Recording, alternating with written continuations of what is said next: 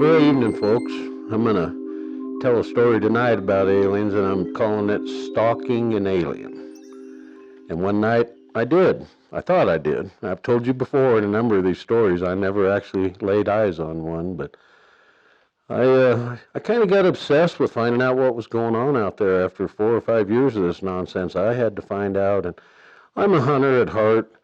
The whole idea of hunting for me is the stalking and matching wits, and I've spent hours in one stalk crawling on my belly to get up on a bedded deer or an elk, and never mattered if I got the shot or got the animal. It's that intensity of that stalk, and I can't describe it to you. There's adrenaline, and your senses are so heightened. You can hear the slightest rustle in the grass, the change of the breeze, water being disturbed a quarter mile away, and even your sense of smell is acute. I can't tell you how many times I've smelled a rutting bull elk a half mile away before I got to him. So to me, that's the essence of hunting, and it's the adrenaline surge you get when you're doing it.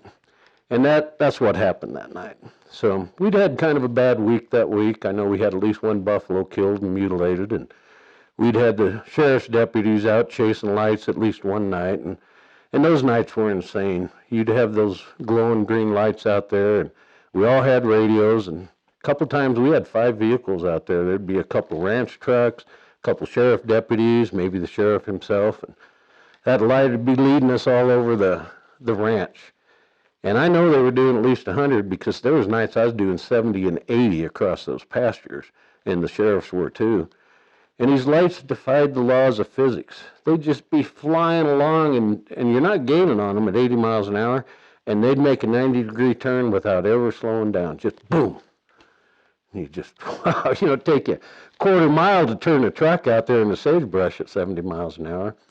Or they'd just be creeping along real slow and accelerate to 100 miles an hour in the blink of an eye, or vice versa. They'd be doing 100 and just stop cold.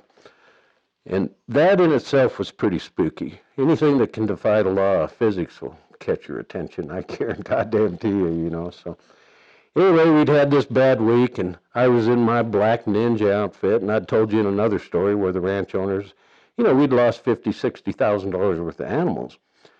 And up to this point, he gave us money, and we had assault rifles and night vision scopes and binoculars, everything. So I was out hunting aliens one night, and I was driving along the north end of the ranch. I'm probably 5-6 miles from my house, and I see one of these lights easing over a hill into a basin. And I thought, oh, man, I got you this time. So I drove over to within about a mile of that ridge line and shut the truck off and got out and hiked about that next mile over there and got on my belly when I come over the ridge. I didn't want to be skylined against the starlight there. I looked way out in that pasture and put up my night vision stuff, and there's a little bit bigger than man-sized object out there about 3/4 of a mile away. Well, man, I can't tell you the excitement after 4 or 5 years of chasing these lights, and I think I've got you. So I crawl on my belly through the prairie grass and the sagebrush, and it probably took 2 hours to go that mile. Probably doesn't sound like much to the average person, but go lay on the grass and try and call 100 yards without raising your head off the ground. It's exhausting. And when you're stalking an alien, it's emotionally draining too, So finally I worked my way up there, and I mean I am some kind of excited. And I'm exhausted. And I get to within 100 yards of this object, and it hasn't moved. And I'm thinking, finally.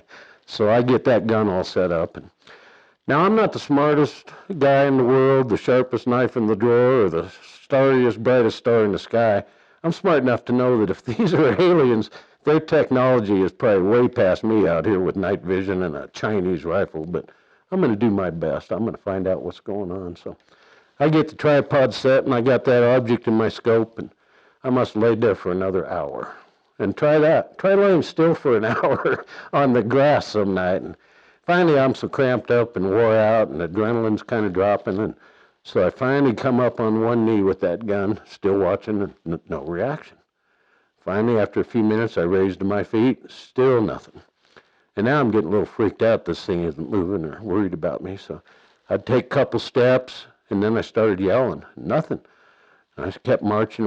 Finally, I get up to about 20 feet, and I look, and it's a goddamn pine tree stump about that tall out in the pasture. I'd been out there 100 times and couldn't remember that stump. But anyway, I started laughing at myself until I was crying because I was totally exhausted. Adrenaline and excitement and the crawling on my belly. But I wanted to tell that story because it's kind of humorous, but also to make the point that people must say they've seen aliens, and God bless them if they have, but a lot of times what you think you're seeing might not be what's really there. And I just wanted to tell that story.